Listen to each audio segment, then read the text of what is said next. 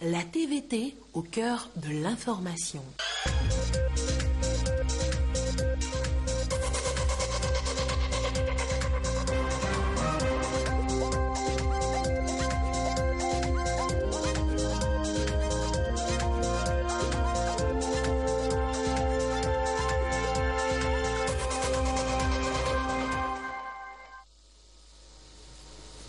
Mesdames, Messieurs, bonsoir. Bienvenue pour cette édition. Voici les titres. Une nouvelle alliance est conclue entre le Togo et le Bénin. Les deux pays s'engagent à renforcer leur coopération sécuritaire pour lutter plus efficacement contre la criminalité transfrontalière. Ils ont conclu un mémorandum d'entente. Le Wi-Fi comme de Petit Prince est désormais possible à Salimé. Le projet Wi-Fi public a été lancé par la ministre des Postes et de l'économie numérique. C'est pour rendre l'Internet accessible à tous. Il s'appelle Yuan Bi, c'est un artiste portraitiste. Il reproduit en quelques minutes les photos. Quel est son secret à découvrir en fin d'édition. Voilà pour les titres. La santé des populations, une préoccupation partagée par les autorités togolaises et la Fédération internationale pour la planification familiale. Le directeur régional de cette institution a tapé à la porte du Premier ministre qu'il a reçu volontiers en audience ce matin. Ils ont discuté des perspectives concernant l'accès des populations à la bonne information et aux meilleurs services de planification familiale. Après le représentant de l'IPPF, le chef du gouvernement, commissaire Classo, s'est entretenu avec Saka Lafia, ministre béninois de l'Intérieur et de la Sécurité publique, qui est à Lomé pour une séance de travail sur la coopération sécuritaire transfrontalière. Les propos sont recueillis par Antoinette Romaovovor. Nous sommes venus rencontrer son Excellence le Premier ministre de la République Togo pour parler du dividende démographique. Vous savez qu'en 2017, les chefs d'État ont décidé que les deux sommets soient placés sous le signe de la capture du dividende démographique. Et donc on avait voulu expliquer les composantes de ce concept qui nous intéresse. Et c'est avec beaucoup de joie que nous avons apprécié l'engagement de son Excellence Monsieur le Premier ministre et par ricochet justement partager avec lui la vision du chef de l'État sur ces questions. Vous savez que l'IPPF et l'Association togolaise pour le bien-être familial, qui est notre association membre au Togo, œuvrent dans le cadre du développement social et communautaire. Et cela va bien sûr en adéquation avec le mandat du chef de l'État de faire du développement social une de ses priorités. Et nous en avons discuté. Et comme vous le savez, le Togo assure la présidence du Conseil de l'Entente. Et nous voudrions que le Togo joue ce rôle de leadership afin qu'en allant justement au sommet de l'Union africaine en 2017, les questions sur l'investissement pour la planification familiale soient une priorité. Les questions liées à l'investissement sur les jeunes soient une priorité. Les questions liées à l'investissement sur le renforcement des pouvoirs des femmes soit une réalité, non seulement des femmes, mais des groupes vulnérables, y compris, soit une réalité. Et je crois que nous avons eu une écoute vraiment active, positive, de la part de son Excellence le Premier ministre. La deuxième composante, c'est de permettre à l'État et au gouvernement de réaliser l'importance de la présence de l'ATBF au Togo. Depuis 41 ans, cette organisation joue un rôle primordial aux côtés de nos partenaires de tous les jours, tels que le FUNIAP, ONU-SIDA et autres. Et nous pensons que son Excellence le Premier ministre a pris acte. D'ailleurs, il était au courant de ce que faisait l'ATBF et a pris acte pour voir un peu comment est-ce qu'il faut donner un peu plus de force à cette organisation pour jouer mieux son rôle de service public aux côtés de l'État. Voilà. Nous sommes presque en fin de séjour. Donc le Premier ministre a bien voulu nous recevoir pour recevoir un compte rendu partiel, un rapport partiel de ce que nous avons discuté juste là. Et la délégation béninoise n'a pas manqué d'exprimer sa satisfaction de tout ce qu'on a découvert ici, de l'expérience qu'on a pu tirer après la visite d'un certain nombre d'infrastructures que le ministère de l'Intérieur conduit avec beaucoup de diligence et de doigté. Et nous gardons un bon souvenir de cette visite et qui nous a fortement inspiré, qui permettra d'améliorer nos prestations au bénéfice de la population. Nous reviendrons tout à l'heure sur cette séance de travail entre les deux ministres. Lomé, nouvel appétit des investisseurs étrangers. Cela se traduit par le boom constaté dans le secteur bancaire. Le marché togolais continue de tenter d'autres opérateurs comme Afreximbank. La Banque africaine d'import-export tient son premier forum à Lomé. Il s'agit d'identifier avec le secteur privé togolais les projets économiques qui peuvent susciter de l'intérêt afin de renforcer la croissance. Une démarche qui bénéficie bien sûr de l'accompagnement des autorités togolaises. Arnold Kilio. La Banque africaine d'import-export, Afreximbank, s'ouvre aux opérateurs économiques du public et du privé au Togo. Le Togo est le 40e pays à adhérer à la banque le 4 mai 2016. L'institution veut ainsi offrir l'opportunité aux opérateurs économiques togolais de bénéficier des financements dans ces domaines d'intervention. Ce premier forum d'affaires d'Afreximbank est appelé à stimuler le commerce intra- et extra-africain et soutenir les efforts du Togo dans ce domaine. Je suis rassuré que si nous, opérateurs économiques, nous faisons montre d'une disponibilité et d'un bravoure, je suis sûr que nous allons tirer profit de cet événement et pouvoir être financés normalement pour que l'ensemble de nos entreprises se sentent en parfaite santé.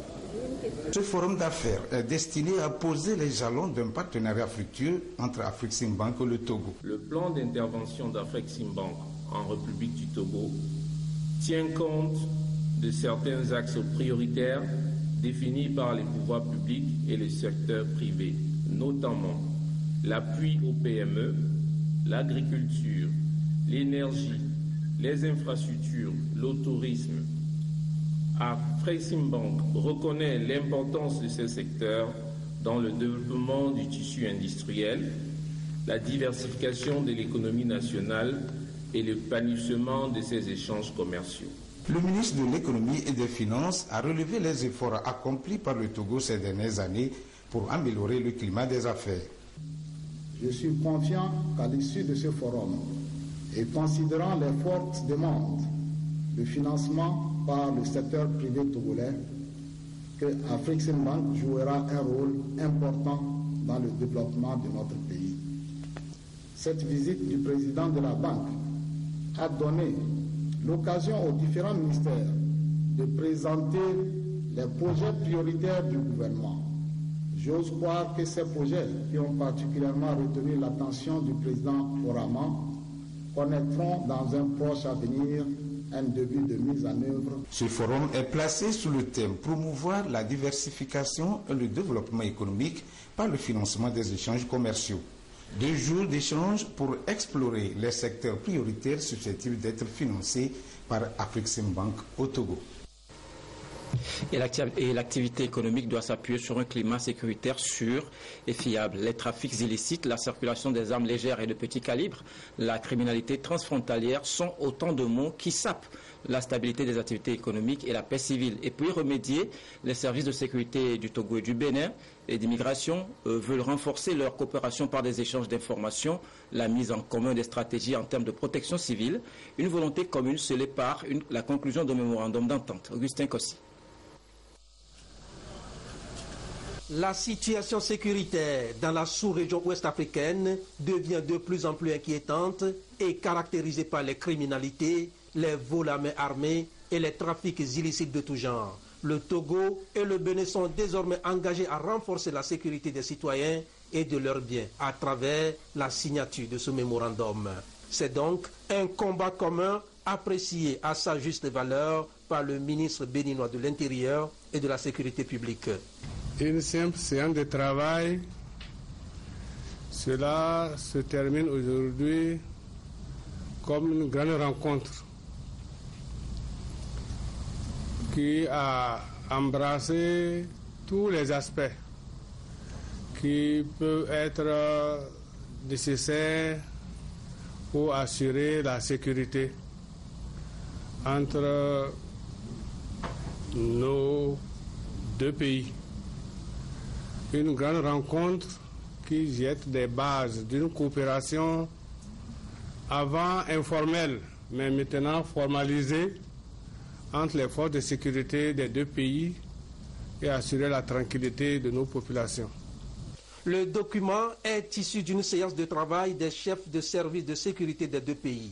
Les échanges leur ont permis d'identifier des domaines communs d'intervention et de réaffirmer leur engagement à mutualiser les efforts pour raffermir la coopération en matière de sécurité, de renseignement et de protection civile. Je voudrais féliciter le bureau qui a dirigé les travaux, féliciter tous les membres des délégations qui ont travaillé pour nous sortir un document cadre qui désormais nous fera sortir de l'informel, qui désormais va diriger nos exercices sur le terrain.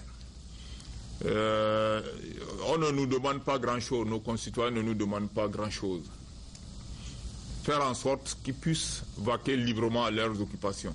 Si, au niveau de nos unités élémentaires, au niveau de nos différents services, ce que nous avons écrit, ce que nous avons entendu, sont appliqués, je dis à 30%, je crois que nous n'aurons pas vécu inutilement.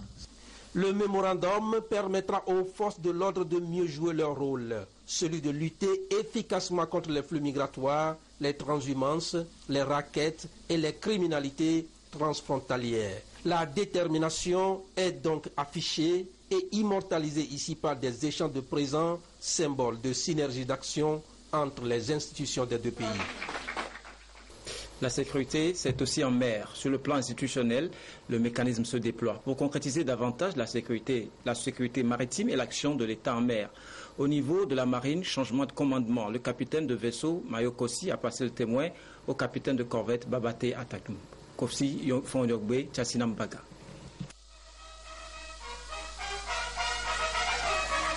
Promu chef d'état-major, le capitaine de vaisseau, Mayo Kossi, cède le commandement de la marine nationale au capitaine de corvette Babate Atatom. Officiers mariniers, quartier maîtres et matelots, par le président de la République, chef des armées, vous reconnaîtrez désormais pour votre chef, le capitaine de corvette Babate Atatum, ici présent. Vous lui obéirez en tout ce qu'il vous commandera pour le bien du service, exécution des règlements militaires, l'observation des lois, le succès des armes du Togo.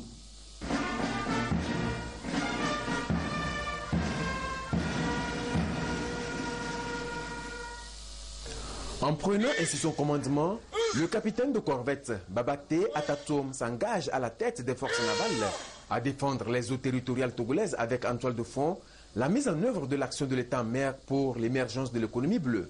Le personnel de la marine et moi sommes déterminés à servir dans la discipline, la disponibilité, la fidélité, la loyauté et surtout la solidarité pour l'accomplissement de la vision du chef de l'État. Celle de faire de l'économie bleue le pilier d'un développement durable. Le chef d'état-major de la marine a exhorté le nouveau commandant de la marine nationale à préserver dans ses unités la tradition et les valeurs cardinales des forces armées togolaises que sont l'unité, la discipline, la loyauté et le respect de la hiérarchie. Il lui a promis tout son appui avant de lui souhaiter un bon marin, bon vent, bonne mer.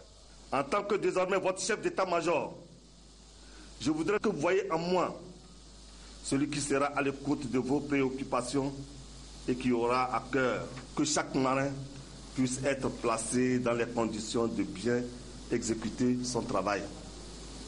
En retour, chacun de vous devra faire montre d'exemplarité dans son travail et de sens de responsabilité dans l'exécution des tâches afin d'atteindre les objectifs que le chef de l'État, major général des forces armées togolaises, nous a fixés.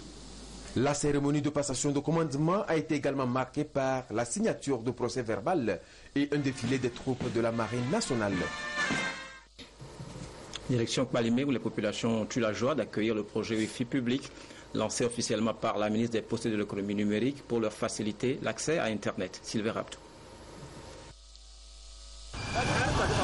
Kpalimé dans le Cloto.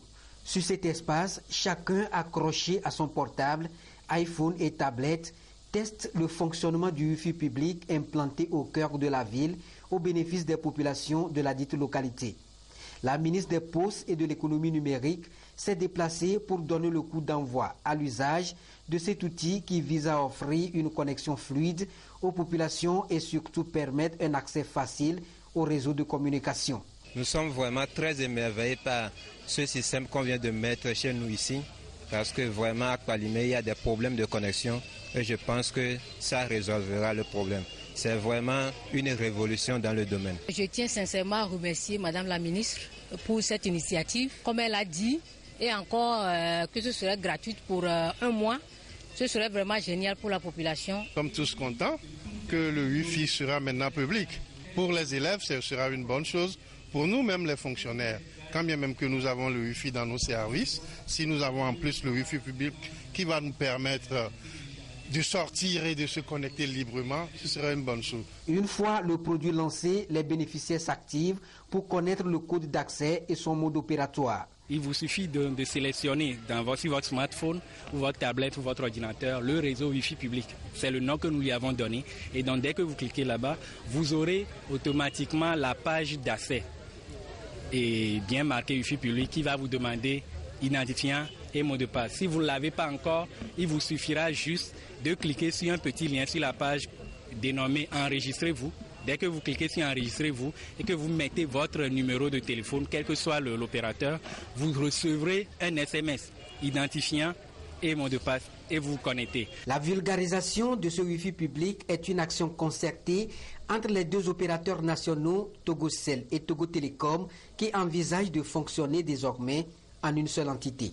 Le Wi-Fi public a été expérimenté lors du sommet de Lomé sur la sécurité, la sûreté maritime et le développement en Afrique.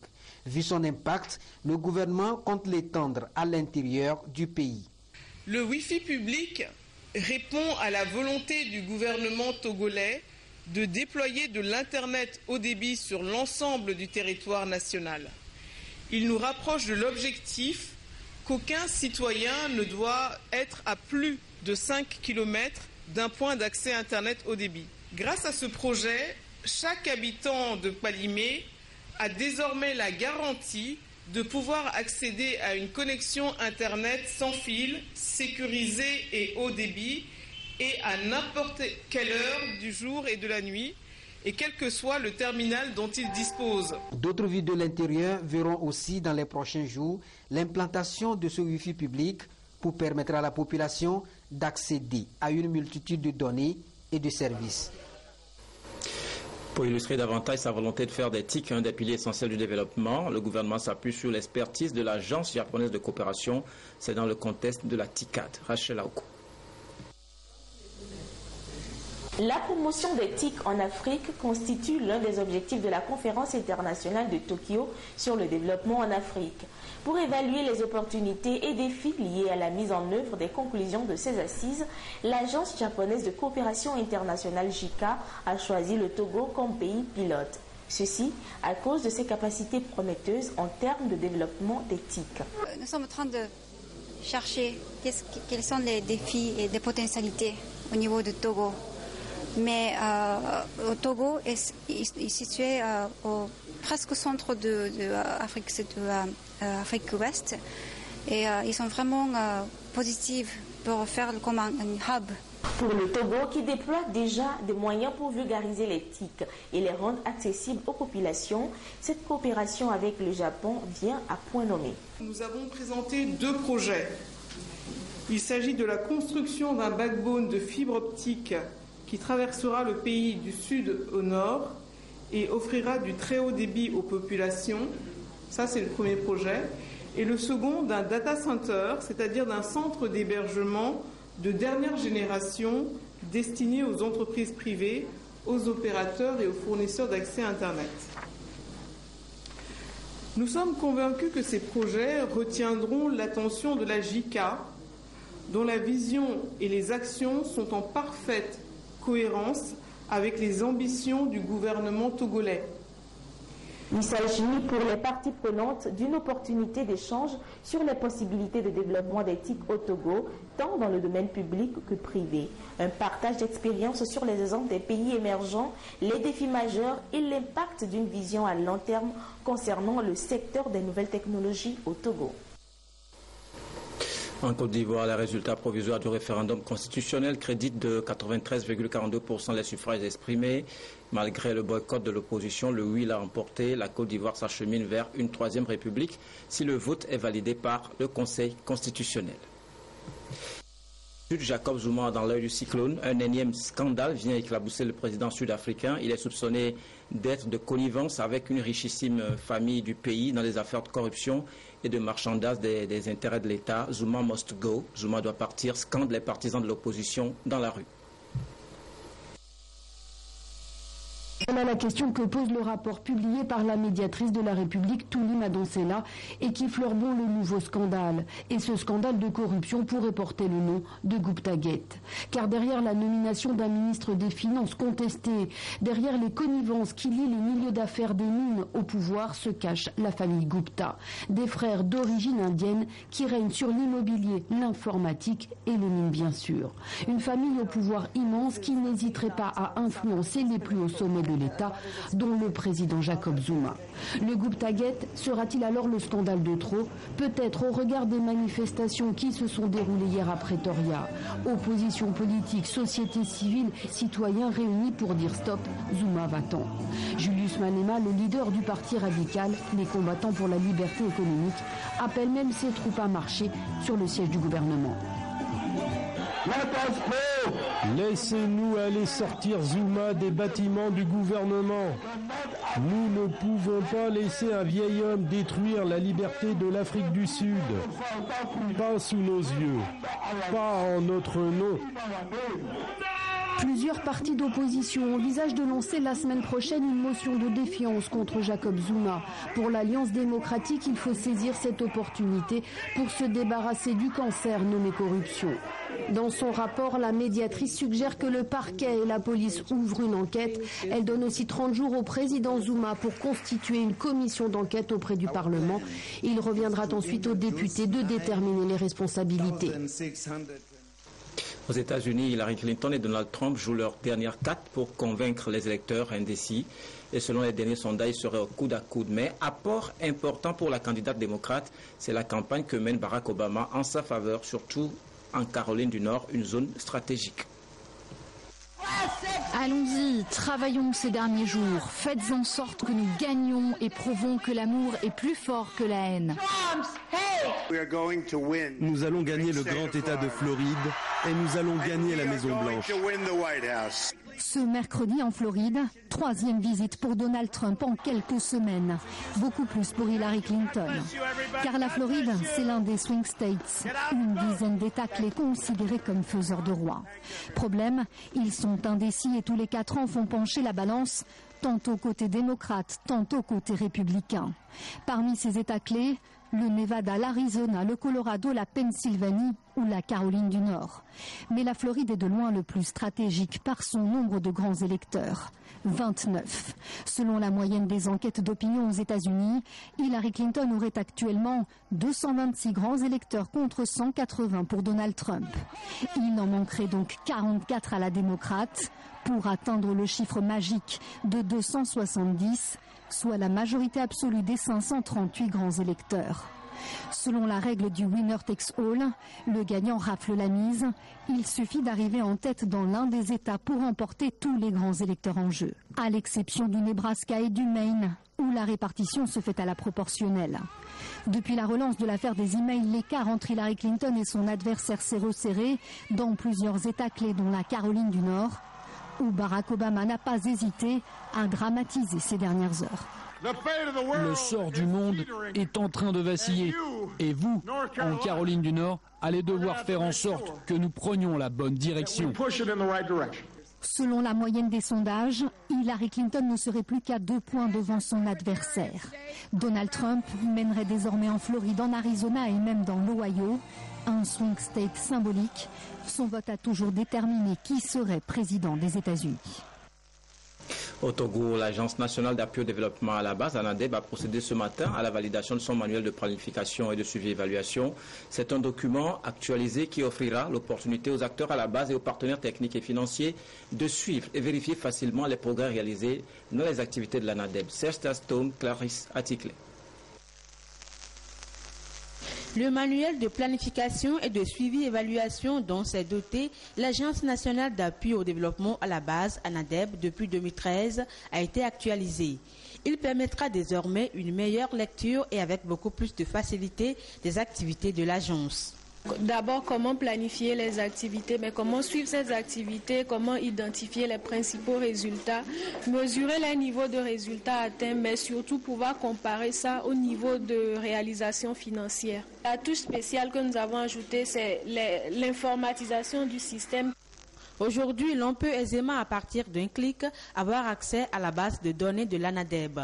Une cinquantaine d'acteurs à la base et les partenaires techniques et financiers examinent ici le manuel pour faire les dernières observations qui vont aboutir à sa validation. Nous avons opté pour une gestion informatisée de notre système de suivi-évaluation, ce qui permettrait à tous les partenaires de pouvoir à tout moment consulter la base de données de l'agence pour savoir tout ce qui se fait, comment les ressources sont gérées. Le manuel de planification et de suivi-évaluation de l'ANADEB a été mis en place pour permettre une gestion axée sur les résultats des projets et programmes. Il assure également l'opérationnalisation de la politique nationale de développement à la base. L'actualité sportive avec Claude Ama. Bonsoir Claude. Bonsoir mon très cher Aimé. On commence avec le volleyball, avec la fin de la formation organisée à l'endroit des enseignants d'éducation sportive. Ouvert le 24 octobre, cet atelier qui s'est consacré aux notions de base du volleyball s'inscrit dans le cadre du programme Volleyball Your Way de la Fédération internationale de volleyball. Champion-Touba. Le chemin est ainsi tracé pour cette quarantaine d'enseignants d'éducation physique et sportive. Après 5 jours de formation, du 24 au 28 octobre, ceux-ci repartent dans leurs ligues respectives armés de connaissances pour vulgariser le volleyball. À cet effet, ils peuvent compter aussi sur la Fédération togolaise de volleyball et l'instance internationale de la discipline. Qui ne dorment pas sur leur laurier. Nous avons planifié cette formation et nous allons les accompagner avec les moyens une fois retournés dans leur établissement. Et la politique que nous avons mise spécifiquement pour ce projet, c'est les établissements de proximité pour faciliter les compétitions afin de ne pas engager trop de dépenses pour les établissements concernés. Le bilan est satisfaisant dans le sens qu'on a pu inculquer à tous ces enseignants d'éducation physique les rudiments, les bases techniques pour montrer aux élèves comment jouer au volleyball. Une mission noble que ces enseignants prennent au sérieux. On a appris beaucoup de choses de nouveau. Parce que nous-mêmes pratiquants, on faisait des erreurs qu'on ne savait pas à l'origine. Mais avec l'expert, dans son intervention, on a compris la source de notre erreur et comment y remédier. Sur ce, nous allons éviter ces erreurs-là au niveau des enfants pour qu'ils ne souffrent pas des mêmes difficultés que nous dans le futur. Mes attentes sont comblées durant les 5 jours de formation. À mon niveau, je me sens satisfait de la formation. Tout s'est bien déroulé, tout s'est bien passé. Je ne ferai qu'encourager la fédération pour ce genre d'activités, que ça s'organise de temps en temps pour pouvoir nous permettre de rehausser notre niveau et d'être aussi compétents pour que les enfants, ceux que nous encadrons, puissent avoir le meilleur de nous. Dans ces circonstances, les échanges de cadeaux ne manquent pas, les attestations de fin de formation aussi, et pour couronner le tout, les équipements, puisqu'il s'agit d'aller entamer surtout une mission de terrain.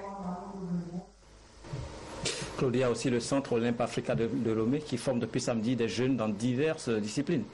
Cette formation permettra aux meilleurs athlètes de bénéficier des bourses olympiques. Martin Sandani Mankoubi pour plus de précisions. Ils sont 20 jeunes des deux sexes dont l'âge varie entre 10 et 14 ans issus du Centre Olympe Africa de Lomé à prendre part à cette formation.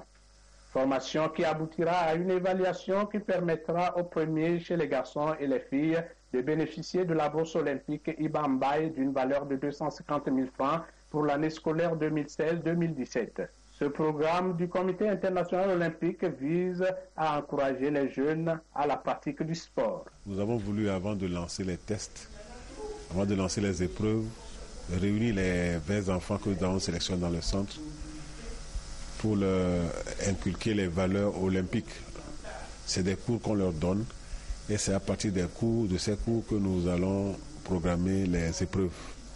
Et après les épreuves, les 2 lauréats, une fille et un garçon, auront la chance d'avoir cette bourse juste pour les aider au cours de cette année à alléger quelque peu la tâche de leurs parents. La formation se poursuit mercredi avec l'athlétisme et l'expression artistique dessin.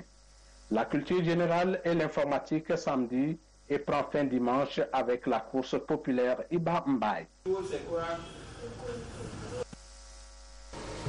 Oui, effectivement, c'est tout pour ce soir. Samedi, Alfred Koulani sera au rendez-vous de Direct Foot. Au revoir Claude. Au revoir. Et à très bientôt. Inch'Allah. Ce communiqué du gouvernement avant de finir, le gouvernement informe la population togolaise qu'une opération Togo propre aura lieu le samedi 5 novembre 2016 de 6h à 8h sur l'ensemble du territoire national. Elle s'inscrit dans le cadre des traditionnelles opérations Togo propre qui se tiennent tous les premiers samedis du mois. Le gouvernement invite à cet effet toutes les autorités locales, notamment les préfets, les présidents des délégations spéciales, les chefs cantons, les chefs de village et de quartier, ainsi que les syndicats, les comités de développement des villages et des quartiers, les associations de protection de l'environnement, à prendre les dispositions nécessaires pour assurer l'effectivité de cette opération. Les responsables des administrations publiques et privées sont également priés de mobiliser leurs agents afin de contribuer au succès de cette journée. Et puis on finit avec un tour à l'hôtel Ibis de Lomé. Dans le hall d'entrée, un artiste fait valoir son talent. Yuan B est portraitiste à la main et juste avec un crayon, il reproduit les photos. Rachel Aoku. Ces portraits ornent l'entrée de l'hôtel Ibis de Lomé, pendant que lui-même est à pied d'œuvre dans le grand hall pour reproduire les photos. Ici, celle de 2 petits-enfants. Yuan B a fait des portraits, son domaine de prédilection depuis des années. Il allie si bien talent, justesse et créativité pour être fidèle aux images qu'il reproduit et très proche de la réalité. Les hôtels, surtout, ils aiment ce que je fais. Ils ont confiance en moi. Donc quand je viens négocier, vu ce que je fais déjà, ils me donnent l'espace. En échange, je leur peins quelque chose. C'est comme ça. Tous ceux qui ont le don de ce métier, je leur demande juste de persévérer, quoi. C'est pas facile. Il faut persévérer pour avoir un renom. Depuis son arrivée, Yuan B ne cesse de susciter la curiosité et l'admiration des touristes et visiteurs.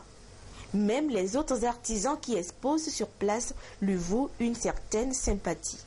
Ce que je peux dire, c'est que vraiment il fait du bon travail, quoi. Les gens qui vont commander des portraits apprécient bien, quoi. Je crois que, comme on dit, le client est roi. Quand le client est satisfait, ça veut dire que le travail est bien fait, quoi. Ça m'a impressionné. Je suis venu regarder, l'apprécier vraiment. Ça me donne encore envie de faire des enfants avec les 2 petits là. C'est joli. Et comme j'ai ma fille, c'est là je lui ai dit que voici tes enfants. Viens les regarder. C'est bien, c'est joli. On a vraiment aimé ces dessins. C'est comme si c'était je sais pas, comme si c'était des photos, un truc de ce genre, comme si c'était réel, franchement. On s'est arrêté un peu pour regarder, bon, on a pris quelques photos aussi, pour aller mettre ça sur Facebook. Yuan B a surtout un atout, sa rapidité. Environ 90 minutes pour un portrait et le double pour une photo en couple. L'artiste ivoirien a déjà remporté de nombreux prix. Le premier prix, c'était déjà à Abidjan en 2005. J'ai eu le prix Sa Femme Comme du meilleur artiste peintre de Côte d'Ivoire. En 2009, j'étais au Gabon. J'ai eu le prix lors de la fête des cultures au Gabon, le premier prix. En 2014, j'étais au Togo, ici. J'ai eu le prix Okan Africa du meilleur artiste de l'humour. Après Lomé, Yuan B se rendra dans d'autres villes de la sous-région. Il a déjà participé à diverses expositions de par le monde. Voilà, ainsi s'achève cette édition. Merci de nous avoir suivis. Vous retrouverez Adolphe Paca pour notre dernière édition de nuit. Au revoir.